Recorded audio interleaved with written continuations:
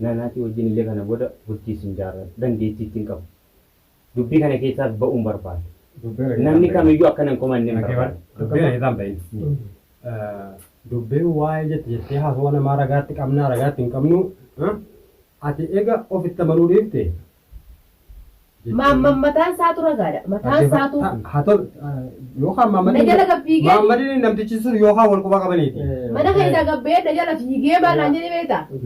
Na jala gabbiigee hangaan an dibbii gabbootti obboleettii ta'e jaalala qabsiisee jiraati. Deemaa kana agartan itti fuudhaa. Magee obboleettii ta'e deemuunumaa hin jiru san hin manaaminii deem naan jee. Manaama jirtaa deem naan jee. Na jala gabbiigee. Tarii innis haalan keessa jiru kana hin beekaami. Isin kabaja isin jaaladhaan yoomiyyuu. Mucaa kana argadhus argachuu baadhus hangama kiyyaan jibban iseedhaa qabu waan ta'eef yoon argadhe nan argadhe. Yoon dhabes immoo nan dhabe. Dhaba kootiif illee jecha yoon ishee kanan dhabu ta'e miskiinummaa kiyyaaf illee yoon ishee kanan dhabu ta'e nan dhabe. Garuu immoo ani kamaan illee waan hin nyaachise tokkos hin qabu.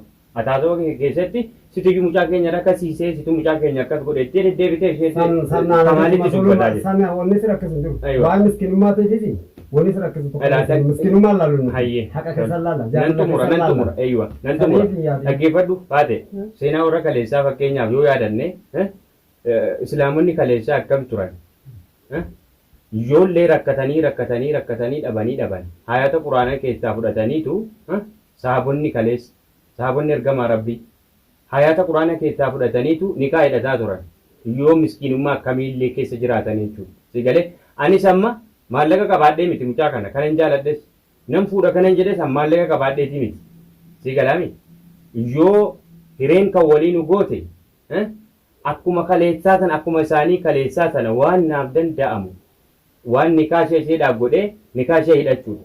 Yoo dadhabame anis akkuma jara kaleessaa sanatti hayata quraanaa keessaa fudhadhee ishee barsiisee hayata san hayaanni sun akka nikaa isheedhaaf ta'ee ishee naa qulqulleessu akka kanatti yaadaa ture. Maallaqa tokkollee hin qabu. Waan nama nyaachisu tokkos hin qabu. Hangama kanaa na taasa. Nuti amma waa'ee maallaqaas hin gaafamu. Jaalala keessa isheen amma fakkeenyaaf nama dudduuba maallaqa waa'ee miskiinaa haasaa dhalaa jala bute naasanii kanaa wajjin haasoo jirtaami mana kiyya jirtaami afaana haasa nuti miskiinummaa namas wanni ilaalu tokko jiru bareedina namarraas wanni nuti dantaa qabnu hin jiru aan silansii kennan ta'a intalli ni fata wal jaallatanii ati gaaganaa dabni argama isaa meeffannaan meeffate maaliif jedhu sumarraa dhugaa meeffate ammoo yoo inni gane isa gane isa toof balleessa an akka namaatiin akkuma isaa kanaaf gaafa duraasi kenne sanitti isaaf kenne jechuudha. Nuti miskiinummaa ilaalee siin kennine haalaaf amala keetii fi deemsa keenyatti tollaanee sii kenne gaafa sanallee. Atamma soo deemsa kee ka jijjiirtu taate yoo garagaltu taate ani kunoosuma kana nan garagalanis inni deemsa isaa yoo ni garagalcha ani garagala nuti illee kunoo kan maqaa arguu jirtu. Deemsa madeema maalo kuni wannan mallee qabatamaan qabame. Qabamaan hin jiru ammas ragaas hin qabu. Atillee namarraa jechuma namarra deddeemuudha. Jecha tokkollee waan tokkollee waan amana hin qabu. Yoo gubbaan deemu nama fira kanarratti wanni jaallatee dhugaadhaan jiru barna Ishiin ragaa ni qabdii. ni qabdee amma dhaggeeffadhaan Ni qabdii mi? qabatamaa qabdee Ishiin isa dhuftu Maammadis dhufu ragaa si fidatteeru. kanaas akkanatti ragaadhaan ni afaan qulqullu. biyyatti anatti kana namni sun dhufe dhaabbatee haasaa natti himee jira gaafa sana nan mutaati Sufyaan ati ni dhaggeeffadhu. banaa beeni yoo inni kanatti dhimmi Dargabbaa mee Sufyaan dhaggeeffadha takka obboleessa tokkooti. Ila kaleessa siin beeka si nama waan ta'eef. Jarri kun dhaggeeffadhu wanti ilaal wanti dubbii akkasii kanayyuu irratti adeemsisaa jiru yoo jiraate yoo gama hanqina humna kiyyaa laafina gama kiyyaa yoo ta'e malee an dhiibbaa akkasii nama kamii wajjin iyyuu uumees hin jiru.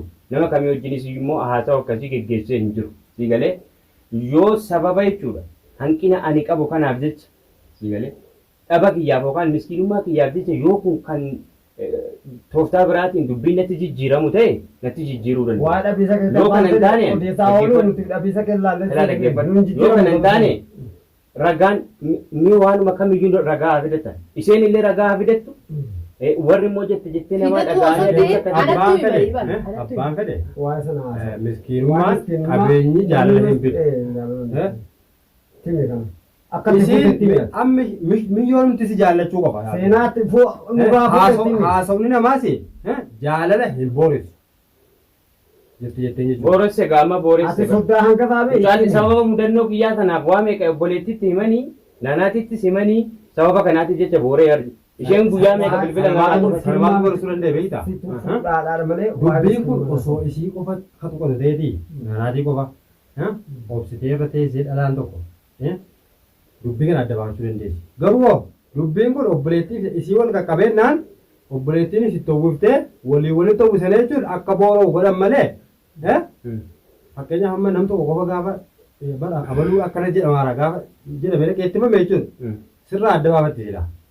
Isiinis boo osoo sirraa adda hin baafatin dhuftee obboleettiin bara maqeen akkana jechuun jirani. Jettee nuti itti galan. dhaggeeffadhu mee Kana wanni jaalala Odoo boores. isin maafin isa gaafadhaa odoo isin jirtuu maafin isa gaafadha. dhaggeeffadhu mee dhaggeeffadhu. Isumaan gaafadha haa. Mee amma Isiinis haadha dhimmaati inni sabbaa dhimmaa ta'ullee isiinis dhimma siidhaan haadha Kanaafuu amma Dhaggeeffadhu. dubbii ragaa hin qabne hawwiftanii baadiyyaa qarra teessanii. ragaa qabdi bilbileetiin garteemi namni natti meeshaan amma qaamaan isin bituu hin danda'u bilbileetiin isin amansiisa. Yaa bilbilaa miti. bilbilaa miti qaamaan Qaamaan gaayee makiinaa barbaada. qabatti deemnaa deemaanu. Ana baluu jedhee himennaan telefoonaan aadii rakkoon qabu. Ni amanne itti maaliif jennaan ana baluu guyyaa akkanaatiif akkanaatiif. Nama nu beeknu yoo ta'e. Nama nu beeknu ta'e. Nama isin beektanii Nama nu beeknu yoo isin ta'e. beektanii. Nuti yoo haasatan dhiinna. Cubbuu sirra yaadee dhiisee isaasan dhimma isaati garuu akka nutti himi. Akka hime. Akka nutti hime. Hima telefoonaan. Ni hima garuu dhimma isin lamaan walirraa qabdan san isiniif beeku. Isin tuqqoo baatu qaba. Namicha yoo sitti Ammoo hime himu namni sun. waan irra dhaabbatee siin jee yookaan amma Sufiyaanatti dhaggeeffadhu Sufiyaan amma laa dhaggeeffadhu waan tokko hin jedhu wanta hin jedhu maali sababa jechi kun ta'e taate kana keessatti sababa jechi Mahammad jedhe sun abidda kana hunda qabsiisuu erga ga'ee jedhe Mahammadiin namoota biraallee dabalannee Mahammadiin iddoo waliin haa fidii Mahammad dhufee dubbii kana Mahammadiin dhagaanaa finnee maanguddummaadhaan wanti kun akka raawwatamu ni goone hayyee garuu immoo Garuu talaas dhaggeeffadhu isa gama dhuunfaa kiyyaa jechuudha an mataa isna dadhabeera jeequmsa kana dadhabeera jaalalli garuu gaafa namatti dhufee haala kam keessatti iyyuu sitti dhufuu danda'a sii galee kan nama jaalattu jaalalli namaa kan si qabu yookaan haala namaarraa amala namaarraa miidhagina namaatiinis wal qabatee kan si qabu hin jiru miti sun immoo yeroo ati qabaattuuf yeroo ati dhabaattu addaan baasu sii galee anamma gama hundaan iyyuu dubbiin kun hundi sadarkaa kana ga'a jedhee si yaadeen beeku adeemsa akkasii deema jedhee si yaadeen beeku namni kamis akkana komatuun fedhuun ture sii galee garuu kaleessa mucaa immoo jaalladhee wajjin haasa'ee isheenis na jaalladhee wal jaallannee ture sii galaami amma kana booda ani murtii nani qabu Mahammadiin waamee Mahammad asitti dhufee dhimma kana hunda saayyuu jechoota isaa hundumaa gidduutti ilaallee sana booda manguddummaadhaan dhiifama gaafatee dhiifama sin gaafannee jechuudha anis Mahammad kana booddee nama biraallee hin fuudhu sinii galaami hin dhageessuumi nama biraallee hin fuudhu naanaatii wajjin illee kana booda bultii sin jaarra dandeettii ittiin qabu dubbii kana keessaas ba'uun barbaada. Namni kamiyyuu akkana hin komanne hin barbaada. Dubbiin isaan bahin. Dubbiin waa'ee jettee haasawaa namaa ragaatti qabnaa ragaatti hin qabnu ati eega ofitti amanuu dhiifte. mataan isaatu ragaadha mataan isaatu Haa ta'u yookaan na jala gabbiigee Mahammadiin namtichi sun yookaan wal quba qabaniiti.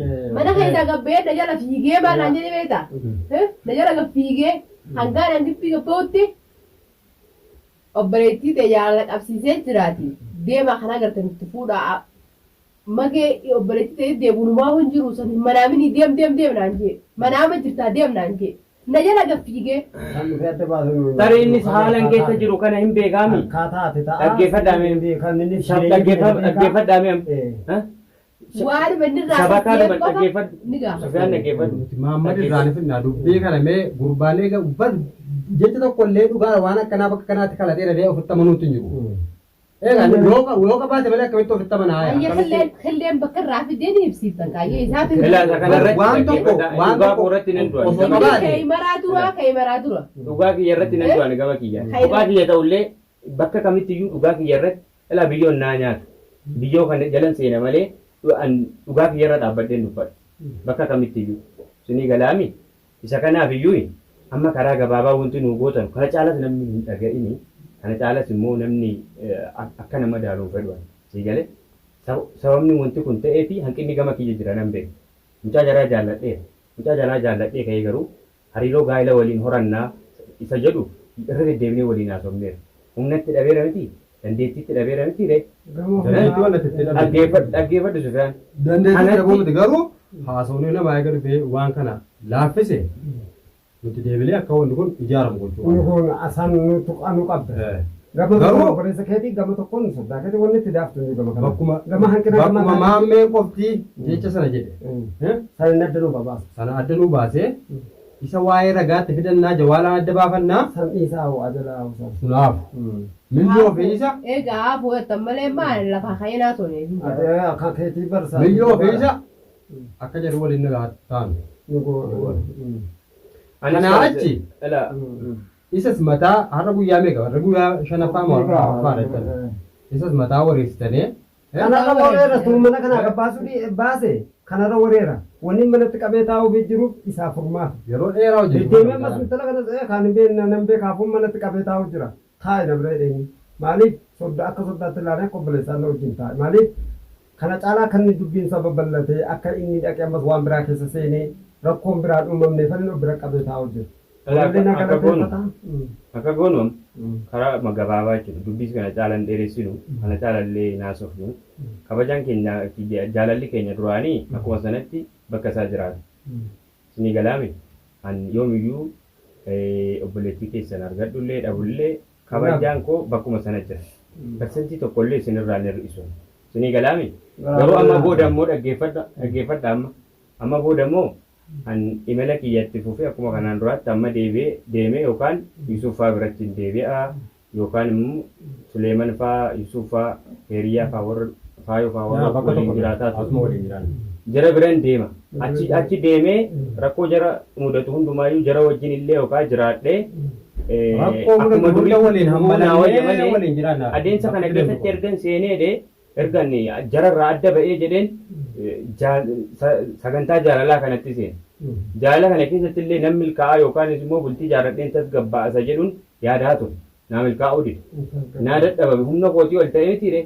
Kana hundumarraayyuu immoo egaa wanti furmaata naa ta'u an ammas kabajaaf jaalala kiyya isin biratti dhiifadhee deemuudha. Akkasumas immoo gama naa danda'amuun immoo yeroo naa danda'ametti dhufeellee isin nan dubbisaa. Garuu immoo isheetti wanti naa hin tanu kana booda haasaa namaas hin dhaga'inii. Akkasumas immoo humna kan kootii ol ta'eera adeemsi itti jirru kun dhiibbaa akkasii kana uumaa jira. Mataa kiyyaaf gaarii ta'an jiru. Biyya kana keessatti dhukkubsadhe taanaan anumtiyyuu namni boru gara galee na laalu tokko hin jiru. Maraatuu ta'e biyya kana keessatti hafuu kooti. Kanarra immoo osoodhumaan qalbii koo xiqqoollee of keessaa qabu gara ijoollee duraaniitti deebi'ee jara wajjin jiraachuu naa wayyaa jedhee yaada gama kiyyaan.